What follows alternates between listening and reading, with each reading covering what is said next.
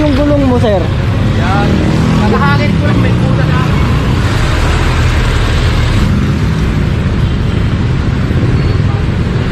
Lagay mo dito, sir, oh. Lagay mo rito, tatapalang mo. Saan ka pa papunta? Tikling pa. Tikling? At papasok ka na? Tatapalang ko.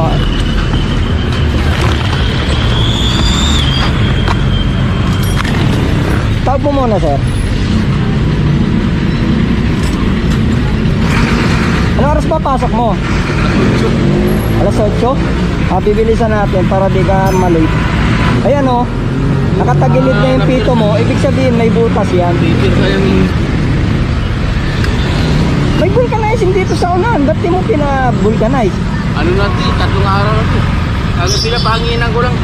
Yun na naman ulit. Hinahanginan mo lang ng hinahanginan? Oo. Ba't di mo pa pina-vulcanize dito sa unahan? Ha? Alalay ko lang. Ha? Nalalayan ko lang namin. May buta na kasiguro ito. Palagi. Hindi, nakabaluktot na yung pito, nakagano na. Ibig sabihin, Yan siguro sa ano. ibig sabihin butas yun, niraraning flat mo.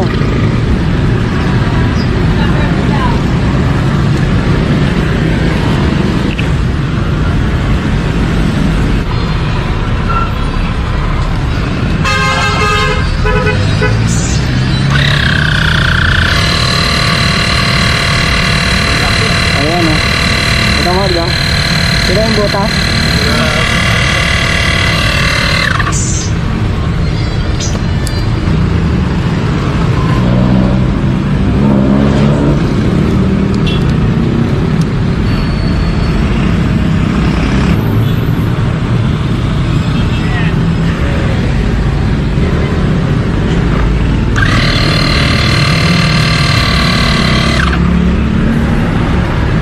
Tingnan natin kung okay na. Ayan, okay na, di ba? Okay. Ito, sir, oh. Bibigyan kita ng pantapal. Ito, sir, oh. Pantapal. Para pagka halimbawa na platang ka, may panghangin ka kasi. Ayun, nakita ko may dala kang panghangin, eh. Hindi ka na mahihirapan.